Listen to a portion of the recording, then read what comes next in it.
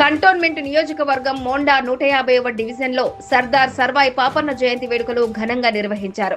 స్థానిక రేణుకా ఎల్లమ్మ గౌడ సంఘం ప్రెసిడెంట్ నరేష్ గౌడ్ ఆధ్వర్యంలో సంజీవయ్య నగర్లో ఏర్పాటు చేసిన సర్దార్ సర్వాయి పాపన్న గౌడ్ 375వ సంవత్సర జయంతి కార్యక్రమానికి తెలంగాణ ఉద్యమకారులు, కాంగ్రెస్ సీనియర్ నాయకులు పెద్దల నరసింహ హాజరయ్యారు. పాపన్న ఫోటోకు పూలదండ వేసి నివాళులు అర్పించారు. దళిత బహుజనులకు రాజ్యాధికారం కోసం పాపన్న ఆనాడు చేసిన ప్రయత్నాలు స్ఫూర్తిదాయకమని స్పష్టం చేశారు.